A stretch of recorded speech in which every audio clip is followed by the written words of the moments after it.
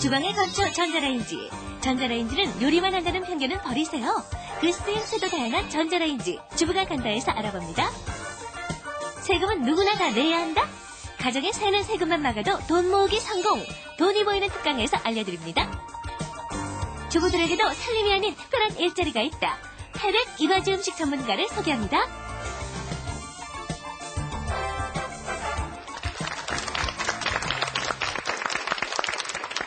안녕하세요. 살림의 여왕 나연입니다.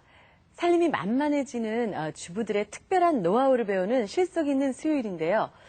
박범수 씨. 네. 박범수 씨는 자기만의 노하우 갖고 계세요? 있지요. 저만의 노하우 있습니다.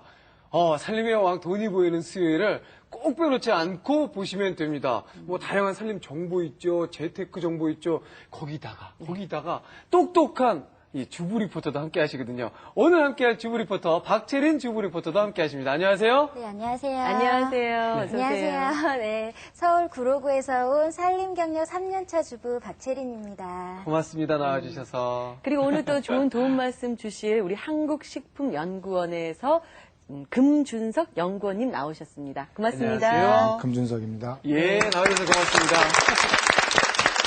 돈이 보인다 첫 번째 코너죠. 바로 주부가 간다인데요. 네. 열어봐야겠죠. 박채린 주부님께서 어떤 내용인지 소개 좀 해주세요.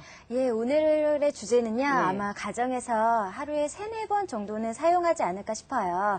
바로 전자레인지인데요. 네. 오늘은 이 전자레인지의 다양하고 이색적인 쓰임새에 주목해서 취재를 해봤습니다. 그래요. 사실 뭐 저도 가장 친숙한 그런 생활 가전 중에 하나입니다. 바쁠 때는 라면도 끓여 먹어야죠, 거기다. 그리고 또 양말 젖었을 때는 양말도 말리죠. 뭐 같이 들어가니까 조금 이상하긴 한데 어쨌든 요 전자레인지가 없었던 예전에는 어떻게 생활했을까 할 정도의 그런 생각이 들더라고요. 이 전자레인지는 원래 마이크로파를 이용을 하는데요.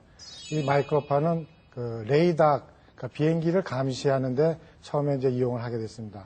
그러다가 그 레이더 실험을 하는 도중에 그 스펜서라는 분이 네. 그 주머니에 그 사탕을 갖고 있다가 사탕이 녹는 것을 발견하고선 그때부터 이제 식품의 조리에 그 응용을 하게 되었습니다.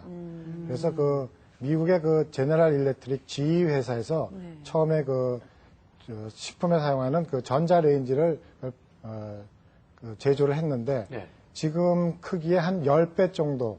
와, 냉장고 사이즈네요. 예, 그 정도의 크기가 됐습니다. 예. 그래서 그 이후에는 이제 그 소세지나 샌드위치나 햄버거를 데우는데 주로 사용을 하였고, 네. 이제 현재는 지금 그 미국이나 일본 같은 경우에는 그 보급률이 100%를 넘었습니다. 그리고 오히려 그 전자레인지가 2대씩 있는 그 가정들도 굉장히 많이 있습니다. 그리고 또 그 MIT 공대에서 지금 발표한 거에 의하면은 그 전자레인지가 그 우리 생활의 필수 5대 품목으로 그 자동차, 그 다음에 핸드폰, 네.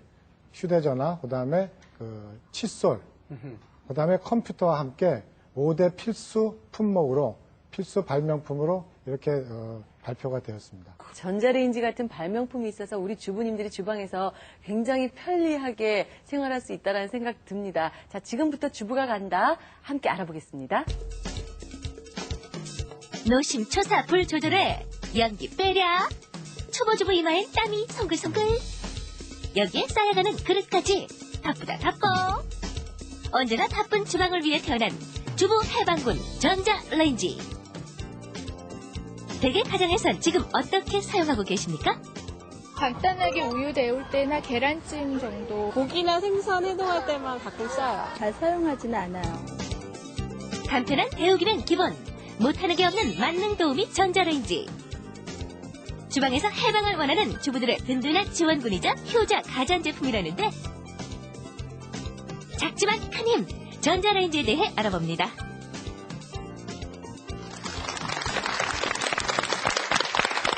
네, 전자레인지는요, 주부의 또 다른 손이다라는 생각이 듭니다. 이 조그만 상자에서 어쩜 그런 재주가 나오는지 우리 금준석 연구원님 설명 좀 해주세요. 전자레인지는 우선 구성이 그 마그네트론이라는 게 있습니다. 이 마그네트론은 그 마이크로파를 그 발생하는 기계가 되겠습니다. 그래서 이 마이크로파가 발생이 되면은 여기 웨이브 가드라는 게 있어갖고 이 마이크로파가 그 관을 따라서 이 전자레인지 안으로 그 마이크로파가 이제 연결이 됩니다. 그래서 네. 마이크로파의 특성은 여러분이 잘 아시다시피 이 금속 같은 것은 반사를 하게 됩니다. 네. 그래서 열을 흡수를 못해서 가열이 안 되고, 네. 그다음에 이제 이 유리나 아니면은 이 사기 그릇 같은 거, 그다음에 이제 종이 같은 것은 그 마이크로파가 통과를 하게 됩니다. 통과를 하게 돼서 열을 발생을 할 수가 없습니다. 그러니까 여러분들이 추운 겨울날 유리창 앞에 몸을 이렇게 세우고 있을 때 네. 몸이 따뜻해지는 것을 알 수가 있습니다. 네. 근데 유리창을 이렇게 만져봤을 때는 유리창이 차가운 겁니다. 그래서 유리 같은 경우에는 마이크로파가 통과를 해서 가열이 되지 않고 몸은 어느 정도 가열이 돼서 따뜻해지는 것을 알 수가 있습니다. 네. 예, 전자레인지도 참 다양합니다. 그런데 어떤 걸 좀 염두를 해두고 고르면 좋을까요? 예, 전자레인지의 구매 요령에 대해서 제가 차트를 보고 네. 설명을 해드리겠습니다. 네. 예, 여기 차트가 있습니다. 첫 번째로 전자레인지의 용량을 확인하셔야 될 것 같은데요. 일반 가정에서는 20에서 23리터 정도면 적당하고요. 또 아기가 있는 가정에서는 젖병 소독 시의 높이까지 고려를 하신다면 더 좋을 것 같습니다. 네. 또 두 번째로 사용 목적에 따른 부가 기능도 확인을 해보셔야 될 것 같은데요. 요즘 나오는 전자레인지들은 정말 많은 기능이 있죠. 그중에 이제 자동 조리 기능이라던가 응용 조리 기능 같은 그런 부가 기능도 확인을 해보시는 것이 좋으실 것 같습니다. 네. 또 세 번째로 디자인과 재질을 확인하시는 게 또 좋으실 것 같은데요. 네. 전자레인지 내부를 보면 에나멜 코팅으로 되어 있느냐, 또 적외선이 방출되는 범람 코팅으로 되어 있느냐, 또 스테인리스 코팅으로 되어 있느냐 하는 것도 여러분들 각 가정에 맞게 선택하시는 것도 중요할 것 같습니다. 네. 아니, 박혜인 주부는 3년차 주부시라면서 네. 아니, 너무 꼼꼼하게 잘 알려주세요. 연구원님께서도 이 외에 또 추가적으로 설명해 주실 거 있으실 것 같아요. 네. 에너지 전략 마크를 보시면은 전기세가 보통 한 달에 하루에 15분 정도 전자레인지를 사용을 하게 됩니다. 네. 그래서 한 달 동안을 통계를 내보면 약 2,000원 정도의 전기요료가 나오게 되는데 그거는 최대한도로 사용을 했을 때고 일반적으로 전자레인지는 2분에서 3분 정도, 그래서 한 5, 6번 정도를 사용하게 되면은 전략형을 썼을 때는 한 1,700원 정도. 그래서 일반 다른 가열보다 굉장히 에너지 전략형의 가열 방법이 되겠고, 그다음에 일반적으로 이제 쓰시지 않을 때에는 다른 가전기구도 마찬가지지만 코드를 네. 뽑아넣어서 전전을 할 수 있는 그런 경우가 되겠습니다. 네.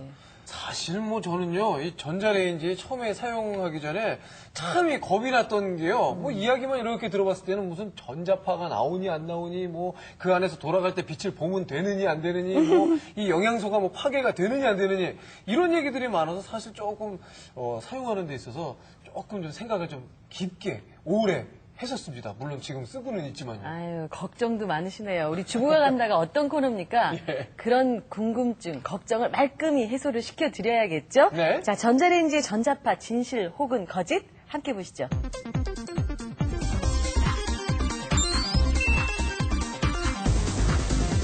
극초단탄을 이용해 조리하는 전자레인지.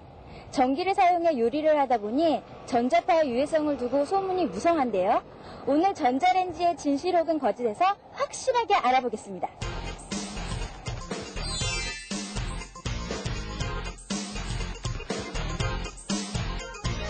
전자레인지에서 방출되는 전자파에 대한 무궁무진한 궁금증들. 한 번에 해결하기 위해 전자파 지정 시험기관을 찾아왔습니다. 전자레인지를 사용하지 않으면 전자파가 나오지 않는다고 하는데 사실인가요? 거의 사실입니다. 왜냐하면 완전히 안 나오는 건 아니고요. 일반적으로